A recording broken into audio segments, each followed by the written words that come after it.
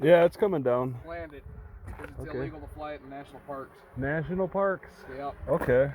All right, it's coming down. Yeah, I didn't see any warnings. Yeah, they don't post them, but it used to be you could fly them from the highway, but now it's you can't fly them at all. You can't. Oh, really? That's a several $1,000 fine. Yeah, I don't want to get fined. Yeah. Well, it's a good thing I caught you then. Yeah. Yeah, it's probably the only noise you hear out there.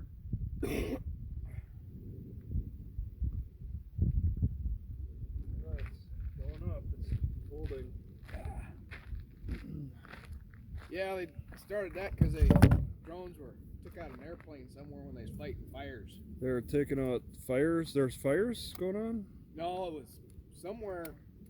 I think it was out in California. There was somebody flying a drone when they was fighting a fire. Yeah. And it took out one of those tanker planes. Oh yeah. So after that.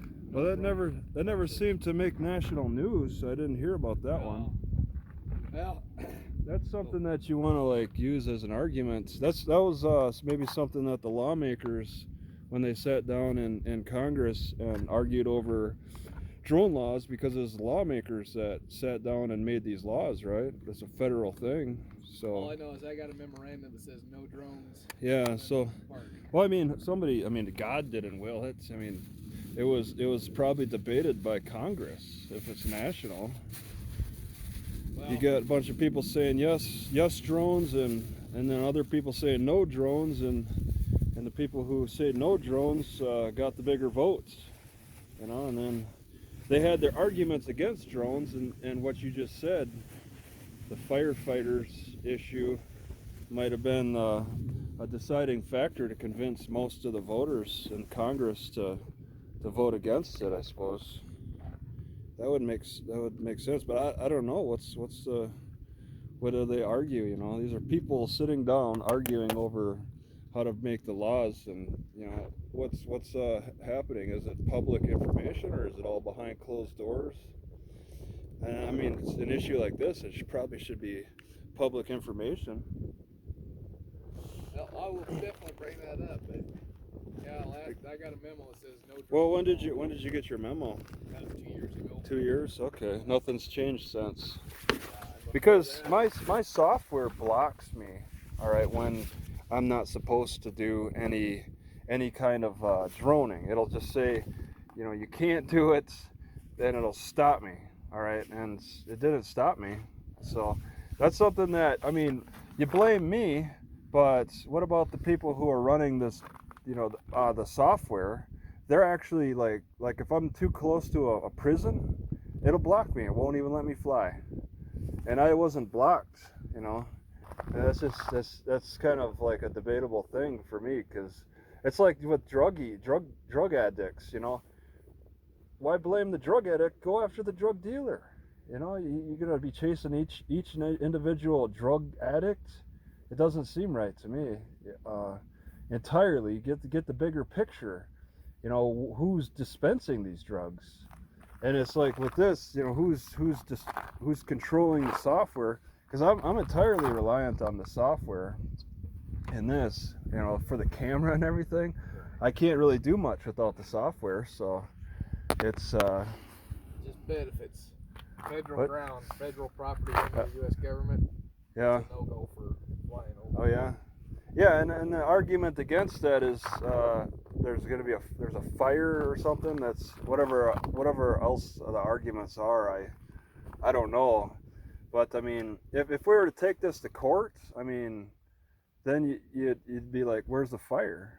There must be another. That was what was caused. Yeah, that was that issue. I mean, there's individual issues, and it's like that's what courts do, is to look at each individual issue, not just this broad-based, no-go zone, God wills it type of thing. There's circumstances that lead to, certain decisions, and it's understandable. It sounds reasonable to me with the fire issue. Yeah, you don't want drones getting in the way of the planes. Like you hear that plane above, the drones are limited to 400 feet, and planes aren't supposed to go below that. So that's the rule I'm following. plus the software blocking me. If it says I can't fly, then I won't fly. I've been at plenty of places like that. But you don't have any experience with drones. You only have experience with your memorandum 2 years ago. So Well, I just that's know what that you're working with. I mean, you can only work with what you got. unless you've got a pilot's license and a special use Nah. permit, you can't fly a drone. Yeah, I don't really need a pilot's license. That's if I go over 400 feet. That's what the federal government says is to fly a drone, you gotta have. Okay, yeah. pilot's See, that's license. 2 years ago. You got like some old information there, because, well, in a way, you know, it's interesting how it works. Technology's kind of getting ahead of the law, and that happens a lot. And then you get those clashes. You know, it's like the government's implementing these old laws and the technology has been able to advance. Like, we're warming up to these self-driving cars a little bit more. The data's or whatever, the experiments are being played out, and they're being brought forth to the lawmakers, and they're seeing that there's less issue, so they can change the law a little bit and tweak it. You know, sometimes the technology gets ahead of the law, and you know, clearly this drone is it was made in December 2018, from what I understand. DJI Mavic Pro, and you're talking about a law 2 years ago. There's a gap, and you know, things have changed in that time. It doesn't matter. It's still a drone, and you need a pilot's license or a special use permit to fly in the national parks. Yeah, well, that's what you're told, and I'll accept what you're told. You're working with what you're told, and who am I to argue that? You know, that's what you're told. So I'll work with it. Fine. You know, that's your stance. But you know, yeah, I'm trying to help you understand that there's gaps in how the advancement of law and and there's a gap between technology and law. I mean, maybe you don't see that, but all I see is that they told me that yeah, if anybody flies a drone, tell them to land yeah, it. yeah. And Oh, if yeah. Too argumentative, then we have to bring in the sheriff. But Oh, I yeah? don't want to have to do that, so Okay. I just tell You you. don't want. How many times have you called the sheriff? None. None. Okay. Yeah, it doesn't seem too active around here, so you don't get too many I've only opportunities. had to tell 3 people in the last 2 years What? to take their drones out. Oh, for drones? Yeah. Did they have drones like this? Yeah, one guy was earlier this summer. I had to. He had a fold-up drone? Yep. Okay. Yeah. Yeah. Well, it's, you know, it's what, felony or something like that? I don't remember. Yeah. I know it's pretty dang nasty. Yeah. For just putting a little piece of equipment in the air. But Well, I would get. I don't make a lot of money, so I just get a public defender, I guess. You know, just. they just took it out of the air. I don't have to worry about Yeah, I don't know why we're still talking, really, but I mean, I just, you know, I'm kind of bored. I've been sitting around a lot, so, you know. So, you haven't had. And how long have you worked? You've worked here over 2 years, then, pretty much. 7 years. 7 Or, years. Excuse me, 6 years. 6 years. That's you must really like it out here. Ooh. No internet connections. Not really much. What are the busiest? What's the busiest day that you deal with? Oh, Saturdays are usually always a busy day. How about like each year? What's the busiest day of the year? Like, do you have like a special event day? Oh, we do. We usually have something in June and then something in Okay. first week of December. That's where like people will come out and maybe everybody dresses up, maybe, type of So thing. we have 60, 70 volunteers that come out and help during those events. So Okay. the Yeah. fort really comes to life then. Yeah, I know that. Yeah, they have World War II recreation days. Not here. Civil War recreation. That's in the Oregon coast, and then you'll have the Wild West type of recreation. And you've done a great job just in this building. That's a lot of buffalo hides. I mean, that's pretty impressive. Excuse me. You know. Yeah, I've done a lot to get this place fixed up. Yeah, being 6 years back, and I see there's volunteers plastering again, so they have to do that every so often. Yeah, once a year, every year. Once a year? Okay. And you're here in the winter time? I'm not. Oh, okay. That's crazy, man. Like in January, just hanging out here. I couldn't. I don't know how people would want to do that. You have to get paid pretty good. It's pretty slow in January. Yeah. Yeah, no doubt. I mean, you may get one person. I mean, then they get maybe snow issues or something. Yeah, if you like doing recreation, you ever hear of Tombstone, Arizona? Oh yeah. They do some recreation out there with the ERPs, Yeah. and the shootouts and stuff. They have like little tours and stuff, stage coaches, and it's pretty neat. They get quite a crowd.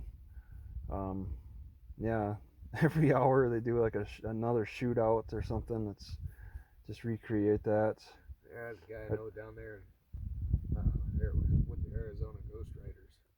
Arizona Ghost Riders, okay. And that's some kind of a group that's Yeah, it's a group. I also got a YouTube channel. Okay, so I look up Arizona Ghost Riders. Yeah. All right. Yeah, and all right, they do the recreation and try to be creative. That's a lot that happened we don't even think of today that happened back then. It's the type of solutions they had. I mean, the lifestyle is just, some of that could be brought back for a lot of people, just to improve their lives. But yeah, this is all life before the barbed wire fence came out. You see that in a lot of museums, barbed wire. You guys didn't have any barbed wire because it wasn't a part of the life, so you wouldn't have it at this fort. No, barbed wire didn't really come out until the 1890s. Yeah, late 1800s, and that's just amazing. Barbed wire really changed the lifestyle for a lot of people. It's just a dramatic change, and there's so many. They've got like it seems like they got hundreds of styles of these barbed wires. People are really having fun with that one. Yeah. Putting it up all over, making their own kind, making their own style. It's like some of that was pretty nasty looking stuff too. Yeah, they did some work with it. But yeah, that's changed the landscape.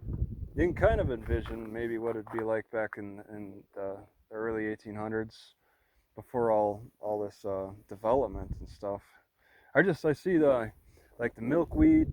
I see like the white fuzz coming off the milkweed. I think they might have used that for something.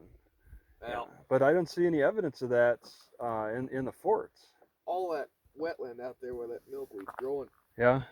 That's something that's occurred in the last 20 years. Oh, it's new. Yeah. Oh. Because there's a couple springs here. The Indians would actually camp out there because they had the 2 springs. Was it a hot springs or? No, just. Did you get to see them?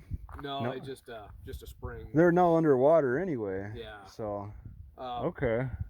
So they camped down there because they could get water. Yeah. Those 2 springs have just kept growing and growing and growing, and now. Jeez. Okay. So that milkweed may not have been there before. No. Because I'm like, they used milkweed in World War II to fill the flotation devices. Oh, I didn't know that. Yeah, it's apparently it's a good flotation. It's an alternative to whatever else they were using. They used milkweed and stuffed it into those flotation devices. And I was thinking maybe the pioneers or whatever around here might have tried to make use of that in some way, but like as a cushion or something for a bed or. It'd take a lot of it, but I could see it. You could use it. Yeah, and there's plenty of it. So that's the thing. I was like, you could really, the seeds fall out kind of easy when you play with it. And then there's these gourd things. I don't know. Can you see those balls? Yeah, that's. I was wondering. Gourd. Buffalo gourd. Yeah, I was thinking maybe that was around here at the time too. Yeah. Those are native, and those can be used. I can't remember what the term is, but a bolilio. Take 3 of them, tie them together, and ring around your head, and catch a horse or a person or something. It's weighted enough to. You'd have to add weight to it. Oh, okay, like you're just pretty much using a rock or something. Yeah, or you can make a. You can't cook. I mean, what about eating them or whatever? They're kind of toxic. They're not. Okay, they're like the wild cucumber is like that's toxic. Yeah. Apparently Indians would use that toxin and like put it in water or a lake, a pond or a lake, and it'd stun the fish. And then that's toxic too. That looks similar, I suppose, like the wild cucumber. Yeah. Wild cucumbers have spikes, so. Right. Well, they're really super bitter. Well, they smell good. I thought I broke one open. It smells good. Yeah, they're a member of the squash family, but Yeah. they're just. That's what I was thinking. Like you could probably cook them like a squash or something. But they're around, not less numerous than like that spots, but yeah, they're around. Like some of the vegetation's probably changed. I mean, clearly you said this pond came out, so that's kind of new. Just thinking about how the landscape, it's not exact, but it's probably as flat as it was back then, and all of that. And yeah, I thought I saw on the drive over from that way, I thought I saw the use of sod, those sod bricks. They make houses out of the sod Right. bricks. Maybe, I don't know, it's a foot long by so many inches wide and so many inches thick.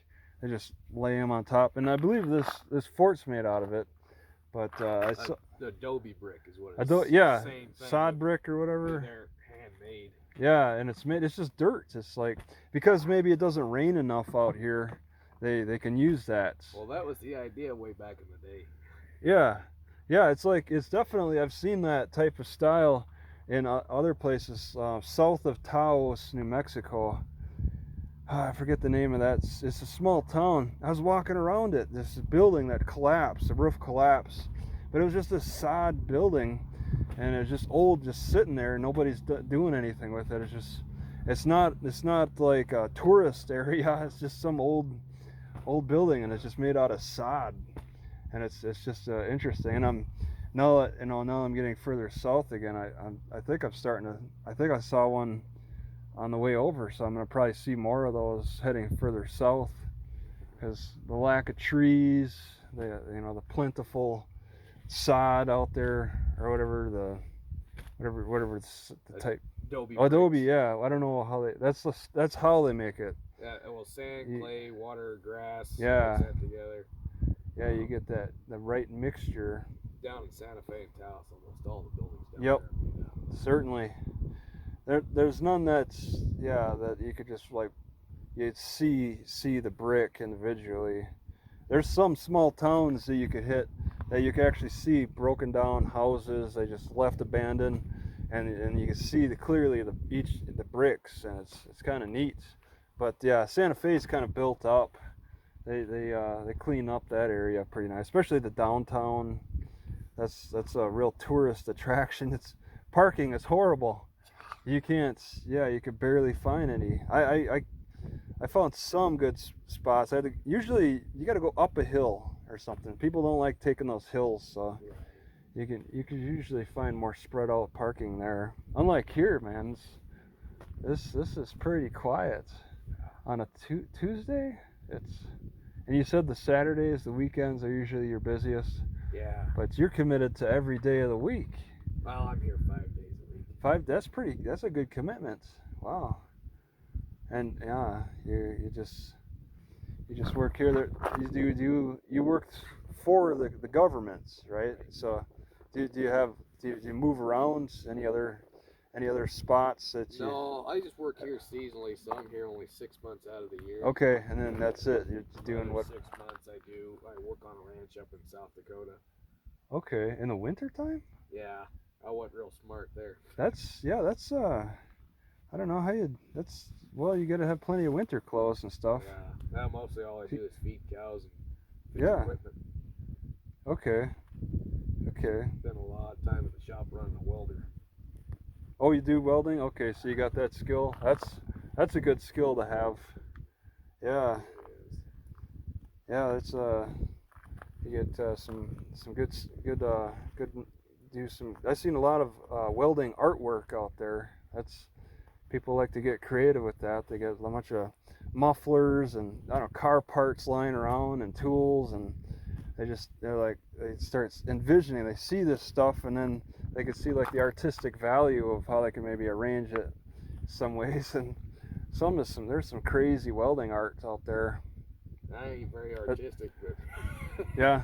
I mean, yeah, if you had a pile of all this metal and stuff laying around, I mean, you might start looking, and you get bored. You might start looking at it, and if you arrange it in different ways, you might see it in something that might look entertaining or attracting to people who pass by.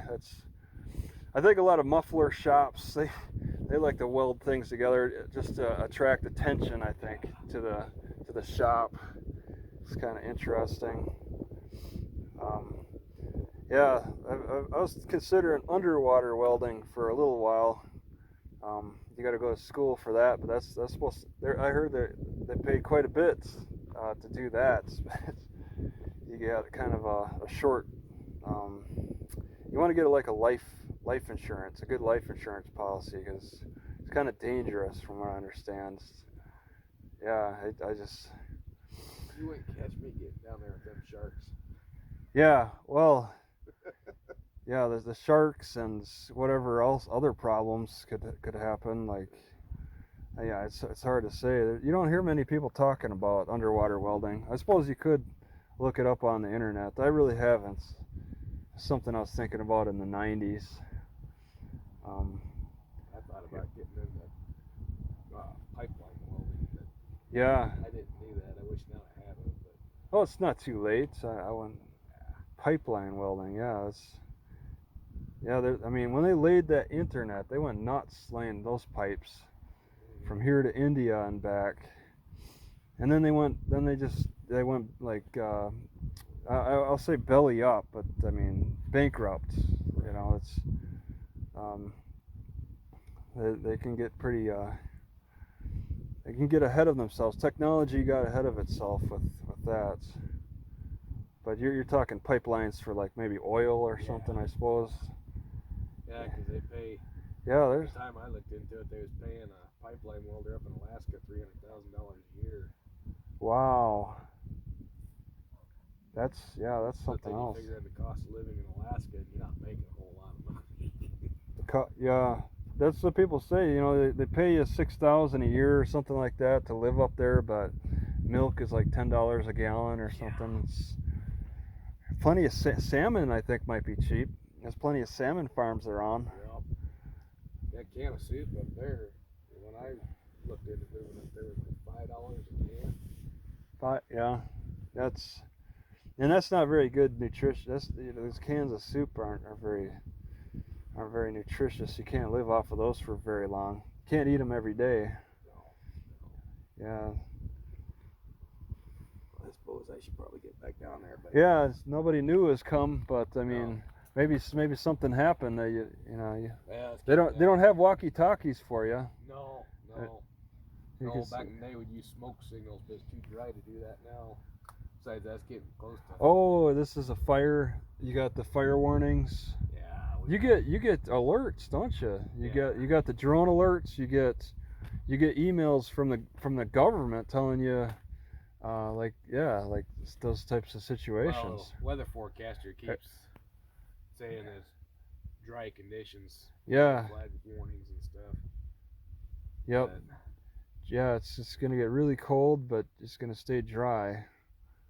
It's supposed to get down to the upper 20s tonight. Yeah. So, yeah, I'm heading south. Get out of that cold. Smart man. Yeah. I mean, I was already on the West Coast, checked that out, and I want to explore, but I don't want to get caught in the cold, so I'm gonna head south into Texas. I'm thinking, see how that is. See if there's any forts around there to check out. Oh, there's a lot. I don't know what part of Texas you're going to, but there's Alamo and San Antonio. Yeah, I've been there. And then there's Fort Davis. Yeah, Fort Davis is somewhere down there in Texas. Yeah. And it's kind of a living history site like this. It should be. Hopefully, it's on my GPS. My GPS told me about this place. Yeah. Also, Google Maps did too. But I like to look at. There's a history channels button on on my GPS, I checked that every so often, and it said this was nearby. So I was like, what the heck? And I was expecting at some point I'd have to pay money, because a lot of the national parks, they like to charge, especially with people on site who are dressing up. Usually they want to charge money, but you guys only take donations. So that's No, we have an entry fee. You have an entry fee. Yeah. No, it's a donation box. Yeah, no, there's another fee besides that. No, I read that. So that's all it said. That's all the wording I read was. Oh, it says fees collected by a ranger. Fees collected by a ranger? Yeah. What was it? What's a fee? $3.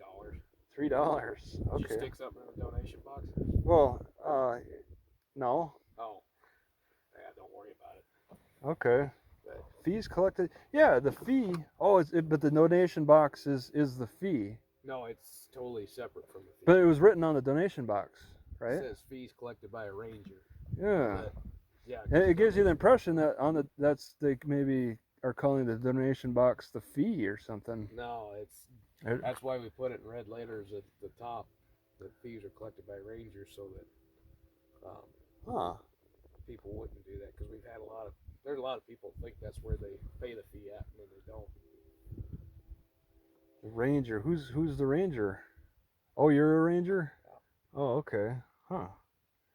Yeah, that's interesting. How do you okay, just the dress. Yeah. Is that the authentic gun too? Yep. You can shoot? Yep. Oh, that is old. Wow. Yeah, I can't. 1850s or something? 36. Oh my God. Yeah. This was actually Sam Colt's first gun. If you ever check out Craig, Colorado, you ever hear of that city? Yeah. They got the best Western museum that's free that I've ever seen. All the guns with great stories behind every gun. That style. It doesn't have like the curves, the indented curves on that cylinder Right. for it. That really tells me that it's the older style. Yeah, that was the old style they put those in there was called flutes. Flutes, Yeah, that was to lighten the weight of the gun. Yeah. And this is that's before that time, and Yeah. I thought that was interesting. That's a long sucker. This is back in the day when there's still only 5 shots, and That's okay. Yeah, and you got kind of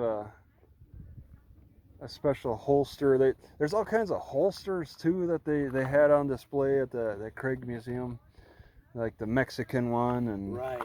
and all kinds of. This one's kind of what they call a California style pattern. Okay, yeah, it's just amazing. I didn't realize all the variety. On top of all the bridle, there's bridle styles, and of course the horse seat, whatever. I can't think of the saddle styles. And then they got a gun, like a varmint. I would call it a varmint rifle because of Red Dead Redemption 2. Yeah. Just a regular like gun that has like a long arm rifle that has a ring on it, and you can attach it to your saddle or something. Oh yeah. I thought that was interesting. I'd never seen that before. Just they've gone through all kinds of interesting changes, and I don't know, 1836 or so. Is that smokeless? You think? No. That would have been full of smoke. Yeah, that would have been the old black powder style. No, smokeless didn't come out until 1890. Okay. Yep. 93. Yep. That's okay. Something like that. Yeah. That was a big change for guns. Yeah, because of that. I was reading about that a little bit. But yeah, I don't know the full details there, but that was interesting. So. Yeah, big changes. 1800s was full of It's like going through. It's like video games or something. It's like the progression of video games. Because shooting guns is fun. So you just shoot whatever, and there's no regulation against it. So you can just shoot at whatever you felt like, and there's like plenty of stuff to shoot at, and then the technology kept changing. One year to the next, people were maybe it's an enthusiasm thing to just keep improving, because there's competitions, and this gun won this guy a certain competition over others, so then people flock to that style of gun, and it's just there's a lot of excitement back then, and in a different way, maybe kind of similar to how people get excited about video games today, and stuff. So yeah, it's an interesting development there. Yeah, so you get around pretty good in this thing. You give people rides. People can call you for a ride. That's right. Okay. You're the guy who does that. That's pretty neat. Yep, I can give them a ride down if they need it, or a ride back. I was wondering, like, I was expecting to see some cars parked there, like, for you guys, but no, you just take that and you park somewhere else. Yeah, we park up here. You're up there? Oh, okay. Because I saw some guy pull into there and he's like doing some kind of work, or he had a work truck. Yeah. And he pulled in. We've got some guys that are doing some contract work down at the on the bathrooms. On the bathrooms. Oh, he was going around to get. Yeah, there's a service road they can drive down there. I didn't see that. Yeah. Okay. Yeah, that's just for authorized vehicles, which they've got the authorization to go down there, of course. But yeah, to get over there. That's yeah, and the government keeps footing the bill. This thing was built in the 70s, and you got the government who's supporting you guys pretty good. That's a lot of neat stuff in there. Yeah. Took as much to refurbish it as it did to build it. Yeah, you refurbished it really good. There's stuff I've never really seen before. Like lemon, there's like a box that had a label that said like lemon syrup? Lemon syrup. I've never heard of lemon syrup before. For making lemonade. Oh, well, yeah, okay, all right. I guess I never seen it's called lemon syrup before, but that's. You know those little. You can go to the store and you get these frozen canisters of juice concentrate. The concentrate, yeah. That's basically the same thing. Yeah, and they're carrying barrels of that here. That's being traded. Yeah, lots of there's some different things that were presented in here that I'd never really seen before. And it's pretty neat. You guys just let people walk up to the stuff and you practically touch it. Yeah. That's the nice thing about it all being reproduction, is if it gets broken, you ain't breaking an antique. Yeah, that's okay. Like those buffalo hides could be recreated, I guess, from artificial sources. But you know, one thing that really stands out to me is that you got that buffalo boats. Yeah. That buffalo hide boats. That's the first one I've ever seen. That's called a bull boat. A bull boat? Yeah. I read about that. When I read Lewis and Clark's Adventure. They were talking about. I think they were trying to make one themselves, but they were talking about watching Indians float on those, and I believe that they had problems with leaking or whatever. But it's neat to actually see one. Right there, and you know that's probably recreated too, but right, yeah, that actually come from the Jefferson Memorial in St. Louis. Yeah, Big Arch, the museum there, they had that. They had didn't want to keep it anymore, so they sent it out to us. Yeah, okay. We tried to float it; it doesn't float. It's got a big hole in it. Yeah, they take a lot of repair and stuff, I believe. Yeah, that was the main complaint. But I mean, with the resources they had back then, I mean, that's the best they could work with was using buffalo. Buffalo hide was so plentiful, they use it for all kinds of things. And I was wondering too, seeing all the buffalo hide, like, I saw an old picture out of India, like the country India, where they had actually like tie off the ends of a cow, the ends of the legs and stuff, and then they blow it up. Like it's a blow-up flotation device. Now I wonder if Indians here ever figured that one out. That would have been a neat idea.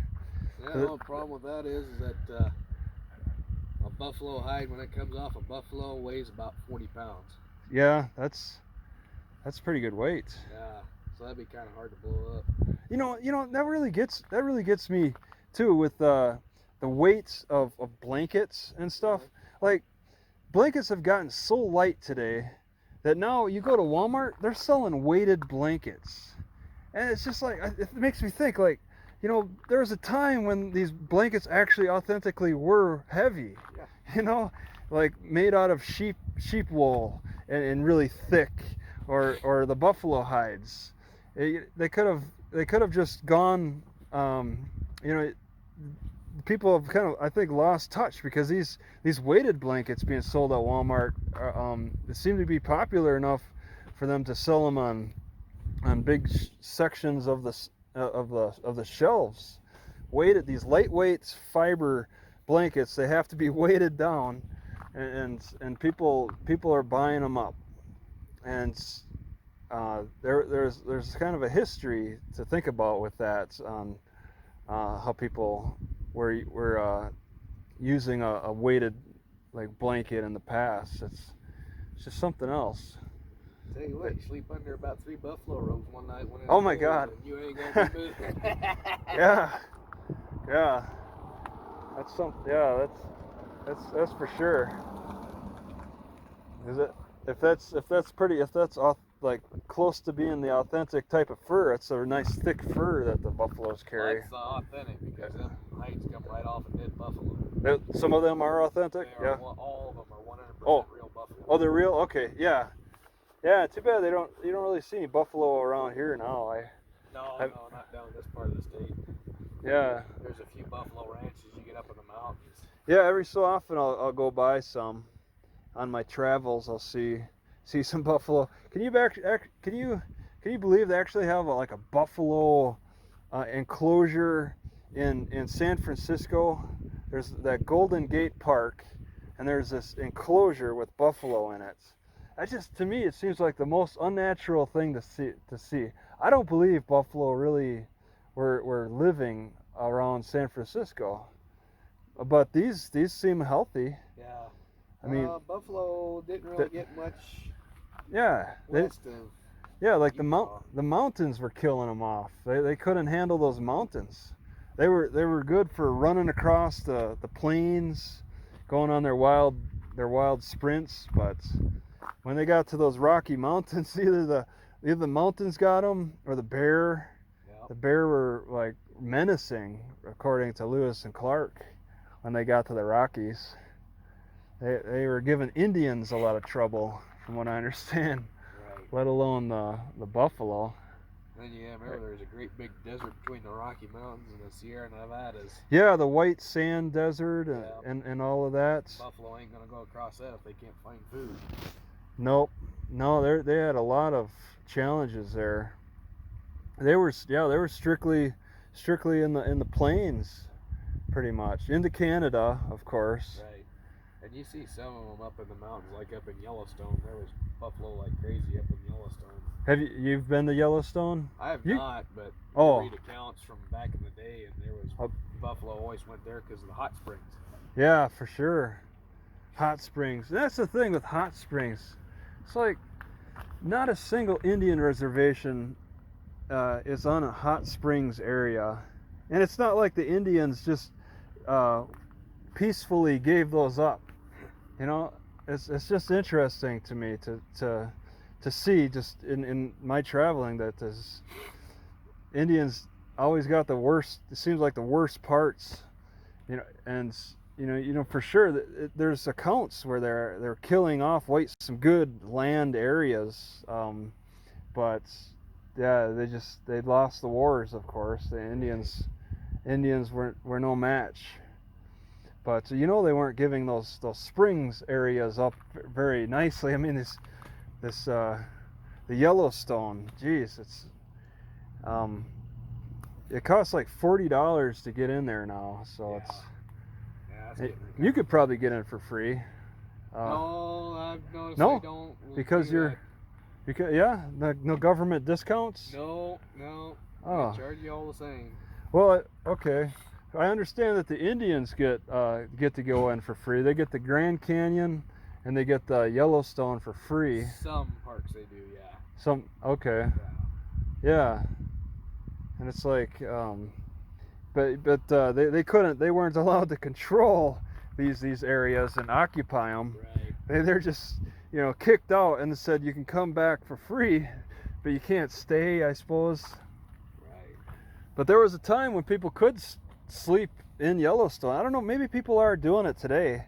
There was like nice hotels. Yeah, when they it when still have got that stuff. oh there oh yeah, and people are sleeping out there. You could maybe do that here. It's maybe. been thought of putting a little campground in anyway. Yeah, but campgrounds. I mean, are there any campgrounds nearby that you'd have competition with? It's 40 miles that way or a KOA 8 miles that way. yeah, it's up to the farmers then, I guess, if they want to give away some lands for that. Do they want to? Well, they could put one in right up in here. You could fit a little something in.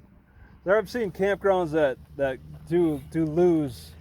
They lose business. They go out of business. RV campgrounds. Some will just go out of business. So, yeah, and it's the changing of the times. Just me coming here, I seen several abandoned houses. Yeah. Like and then there's like one abandoned house and then a trailer behind it, and that one looks like it's almost abandoned. There was maybe a time when this area was really a lot busier. And that gets me thinking, like the Rocky Ford, that town. Yep. That was a thriving watermelon and sugar beet type of business area. Yep. And it sounds like they were doing pretty good, having these watermelon fests. Everybody who shows up to the fest gets a free watermelon, a whole watermelon all to yourself. And then that dried up. They were doing cantaloupes too. Yep. And it just stopped. And it sounds like it was like a bidding war over water. Yeah. There's water rights. Well, and the Rocky Ford cantaloupe or Rocky Ford watermelons is kind of a patented title. Yeah. There's a lot of people sell them all over, saying, "Oh yeah, we got Rocky Ford cantaloupe." When they're grown 150 miles away. Well.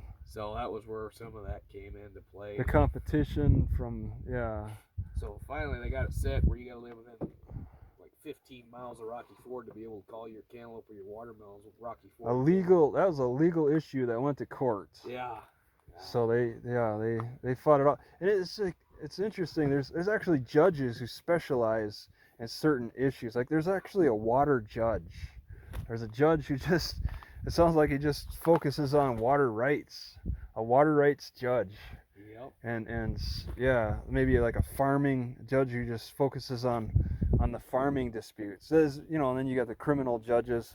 I suppose you got to have that type of specialization, just because you get enough. Otherwise they wouldn't be able to keep track and know what they're supposed to know to make a judgment. Yeah, have some good backgrounds with past rulings. Yeah, because then they wouldn't know what other past rulings came about. Yeah, I suppose I'm gonna have to get back down to the fort here. Yeah, it's nice talking. Yeah, sorry about the drone. Yeah, just and I could be wrong, but I'm just going off what I was told. But I check on the internet and see what the law. Yeah, you gotta check every year maybe, because there's so many changes. It's politics. A lot of politics change things like crazy. They go one direction, then they go the other direction. Like marijuana, it's gone one direction, now it's going another direction. It's politics, and then laws come out of that stuff, and it's kind of crazy. So yeah, just check, make sure. When in doubt, be safe. Yeah, stick with what the last thing you were told. Yeah. You can't be imagining anything else beyond that. So that's a matter of just communication. Just keeping in touch with whoever's running the show and all of that stuff. Yeah, of course, the way communication goes around here, that could have changed. Nobody tells Yeah, I mean, how back in the 1800s, man, they wouldn't get word for weeks and maybe months. Yeah, so that's interesting. I'm reading about John Adams from the 1700s. One of the forefathers, and talking about how they don't get messages. He's in France right now, where I'm at. Want to get messages for weeks and months, and sometimes the messages would get interrupted by the British anyway. So not much they could do there. And it's a lot simpler. You don't think there was any? What do they call those? The the kids who ride the Mustangs and deliver the Pony mail. Express? Yeah, you don't think there are any Pony Expresses this way? No, that was mostly up further north. It Yeah. didn't last very long. That was like it was like a specific type of delivery. And just a couple of years. Yeah, I hit a few stations I thought were interesting. Little signs that say this is a station for that, and I thought that was kind of interesting. But yeah, that was specific. There's a lot of specific for the region. There's all kinds of factors like that. It's interesting. So. Oh, you have a wonderful rest of your day. Yeah. Okay. Come Good. see us again. Yeah. Thanks. Good talking with you.